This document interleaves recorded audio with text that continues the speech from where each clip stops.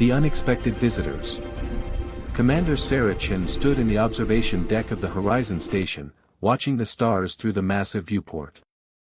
She had been stationed here for 2 years, monitoring the outer edge of human territory. Most days were quiet, filled with routine scans and reports. But today was different.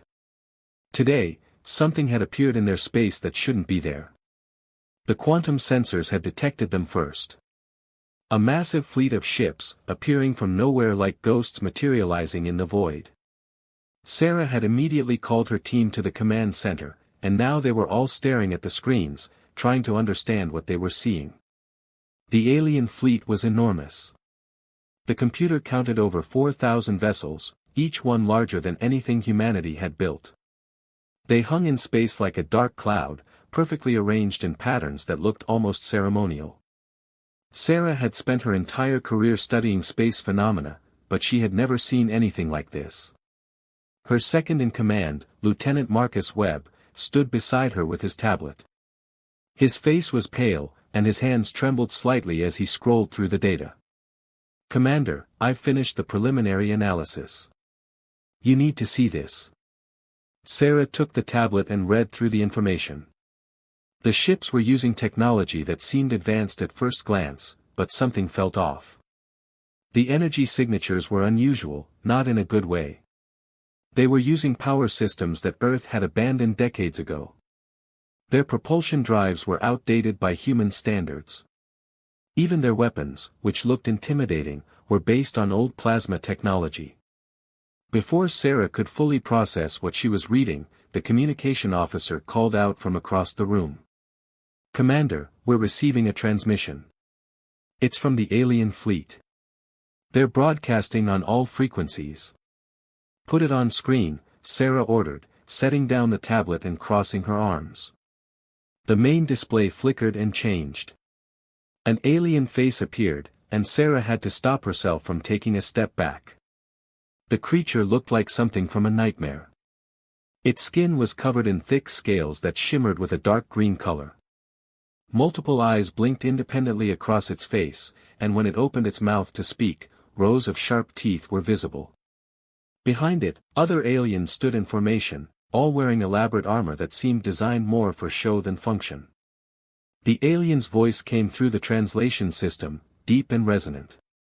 "Primitive inhabitants of this insignificant system, I am High Chancellor Draxon, Supreme Overlord of the Crethean Dominion, Conqueror of 1,000 worlds, Bearer of the Eternal Flame. You stand before the greatest empire this galaxy has ever witnessed." Sarah glanced at Marcus, who was trying very hard to keep a straight face. The alien continued speaking, apparently enjoying the sound of its own voice. "For 5,000 of your years, the Crethean Dominion has spread order throughout the chaos of space. We have brought civilization to the barbaric. We have unified the divided. We have conquered the unconquerable." The alien paused dramatically, as if waiting for applause that never came. "You will now submit to our rule. You will provide 20% of your population to serve in our labor battalions. You will surrender all your military vessels. You will pay tribute in resources and technology. You have 72 of your hours to comply with these demands." The screen changed to show footage of other worlds being attacked. Cities burned under plasma fire. Alien creatures that Sarah didn't recognize fled in terror. Ships exploded in bright flashes. Throughout it all, the Crethean vessels fired their weapons in synchronized volleys, creating patterns in space that looked more like a light show than actual combat. "If you refuse our generous offer," Draxon continued, his voice becoming even more theatrical, "we will unleash the full might of our armada of endless vengeance. We have never been defeated. We have never been challenged. We have never shown mercy to those who defy us. Choose wisely, humans. Submit or face annihilation." The transmission ended abruptly. The command center was completely silent for exactly 5 seconds. Then someone in the back of the room let out a small laugh. Within moments, the entire crew was struggling to contain their amusement. Even Sarah felt a smile tugging at her lips, though she tried to maintain her professional demeanor. Marcus was the first to speak, his voice shaking with suppressed laughter. "Commander, did he just call his fleet the Armada of Endless Vengeance?" "He did," Sarah confirmed, rubbing her temples. "He really did. And he wants 20% of our population for labor battalions," added the communication officer, wiping tears from her eyes. The science officer, Dr. James Park, walked over with his own tablet. His expression was serious, but his eyes were twinkling with amusement. "Commander, I've completed a full analysis of their fleet. The results are interesting." Sarah took the tablet and read through the data. Her eyebrows rose higher with each line. "Their ships are using fusion reactors that we phased out 80 years ago. Their weapons have an effective range of about 50,000 kilometers. Our modern destroyers can engage targets from 300,000 kilometers away. Their communication systems are using radio waves. Unencrypted radio waves." Marcus leaned over to look at the data. "They're broadcasting all their tactical communications in plain radio. Anyone can hear what they're saying." "Not just anyone," James said, adjusting his glasses. "Everyone. Their entire fleet coordination is happening on open channels. I've been listening to their commanders arguing about formation positions for the last 10 minutes. The room erupted in laughter again. Sarah held up her hand for silence. "All right, everyone, let's stay professional. These aliens have conquered 1,000 worlds. That makes them dangerous, even if their technology is outdated. But Commander," Marcus said, "they've probably only conquered worlds that couldn't fight back. Look at their tactics in that footage. They just fly forward in straight lines until they overwhelm their enemies with numbers." Sarah nodded slowly. She had noticed the same thing. The Crethians had never developed sophisticated combat tactics because they had never needed to. They had spent thousands of years beating up civilizations that were weaker than them. They had no experience fighting someone who could actually shoot back effectively. "Open a channel to Earth Command," Sarah ordered. "Send them all our scan data and a recording of that transmission. Mark it as priority 1. Also, send a message to all our ships in the sector. Tell them to move to defensive positions but do not engage unless fired upon." "What should we tell the aliens?" asked the communication officer. Sarah thought carefully. The Crethians expected humanity to either surrender immediately or start shooting. They had no experience with any other response. "Tell them we received their message. Tell them we are reviewing their proposal and will respond within the requested timeframe. Keep it polite and neutral." "That's it?" Marcus asked. "That's it. Let's buy some time for the people back home to figure out how to handle this. If these aliens are used to everyone either begging or fighting, a calm, diplomatic response might throw them off balance." As the crew carried out her orders, Sarah returned to the viewport and stared at the alien fleet.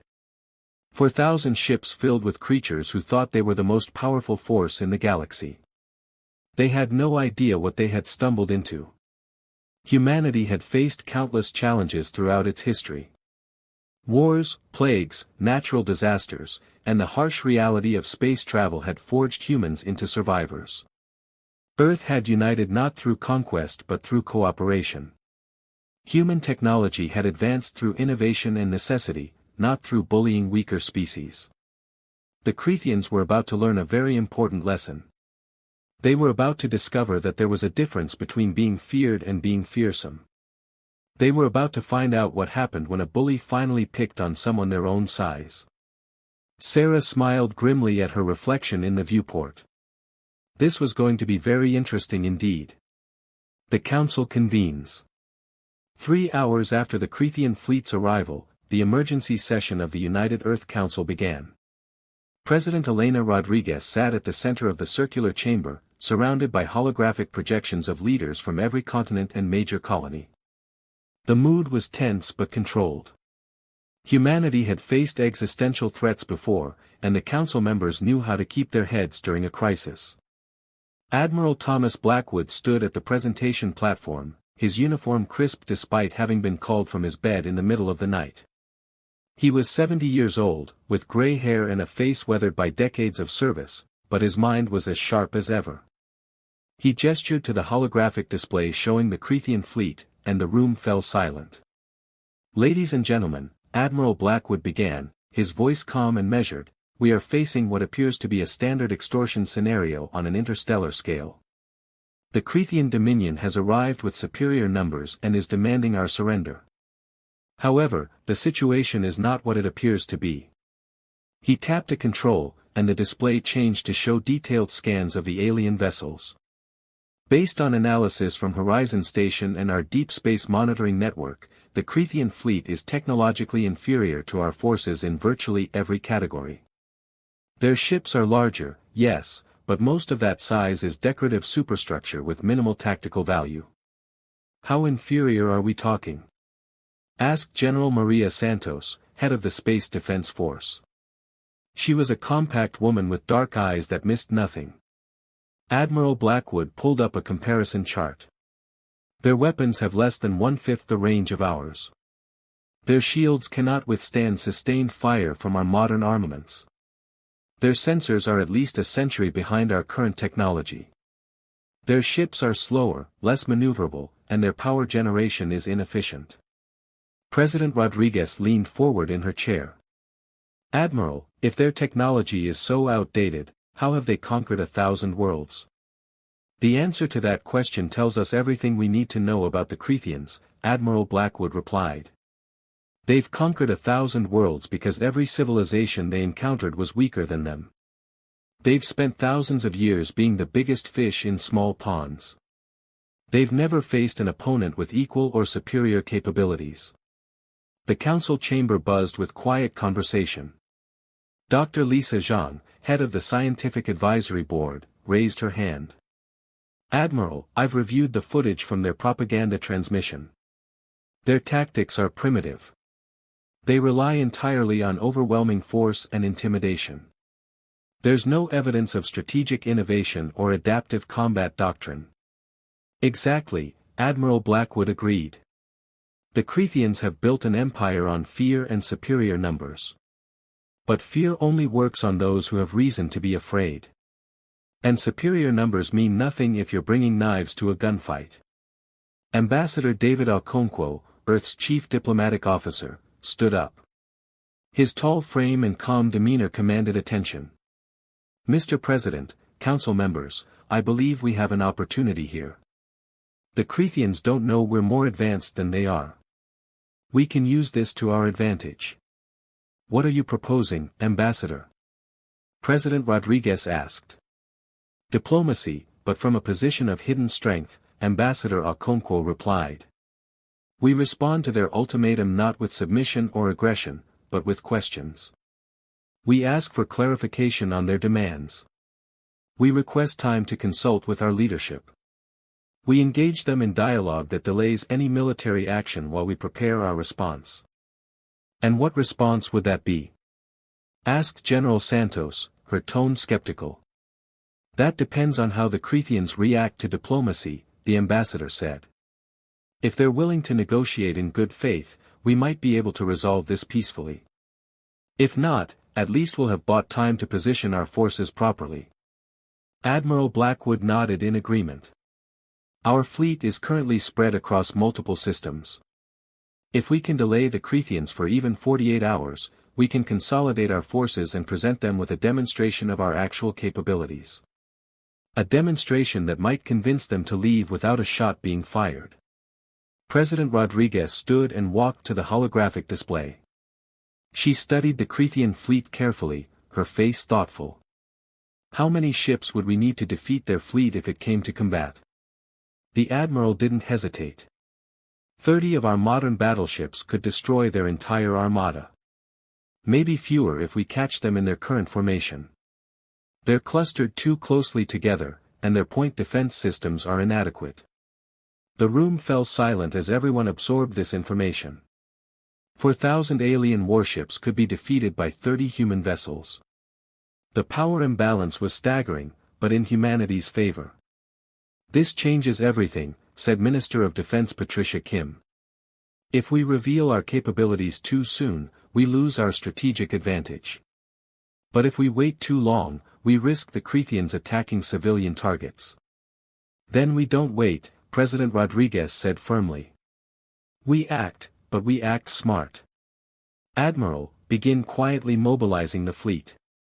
I want our best ships in position within 36 hours, but I want them hidden. Use the asteroid fields, the gas giant shadows, anywhere the Crethians won't detect them. Yes, Mr. President, Admiral Blackwood replied, already sending orders through his personal tablet. Ambassador Okonkwo, President Rodriguez continued, you have 48 hours to engage the Crethians in dialogue. Keep them talking. Keep them calm. Make them think we're seriously considering their demands. The ambassador bowed slightly. I'll draft a response immediately. It will be respectful, thoughtful, and completely non-committal. Dr. Zhang, I want a full analysis of Crethian psychology based on everything we've observed. I need to understand how they think, what they value, and what might make them back down without losing face. Already working on it, Mr. President, Dr. Zhang replied. Preliminary assessment suggests they're a hierarchical warrior culture that values displays of dominance. They've probably never encountered anyone who didn't immediately submit or resist. Our calm, measured response is likely confusing them. Good, President Rodriguez said with a thin smile. Let's keep them confused. General Santos, what's the status of our civilian population? All major cities have been briefed on the situation, the general reported.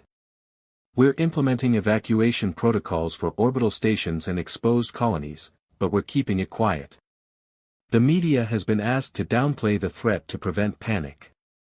Make sure our people are safe, but don't let the Crethians see us scrambling, President Rodriguez ordered. I want them to think we're just going about our normal business. As the council members began discussing details and logistics, Admiral Blackwood pulled up a star map showing the positions of human and Crethian forces. The alien fleet sat at the edge of human space like a dark stain. But scattered across nearby systems, highlighted in blue, were the various ships and stations of Earth's defense forces. They were fewer in number but vastly superior in capability. The Admiral thought about Commander Chen and her crew on Horizon Station. They were the closest humans to the Crethian fleet, sitting right in the line of fire if things went wrong. But Sarah Chen was a good officer, calm under pressure and smart enough to avoid unnecessary risks. She and her people would be fine. What worried Admiral Blackwood more was what came after. If this situation resolved peacefully, word would spread through the galaxy. Other civilizations would learn that humanity was more advanced than it appeared. That could lead to new opportunities for trade and cooperation. Or it could paint a target on Earth's back. Either way, humanity was about to step onto a much bigger stage. The quiet centuries of expansion and development were over. Now the galaxy would be watching. And Admiral Blackwood intended to make sure humanity's first impression was one that no one would forget.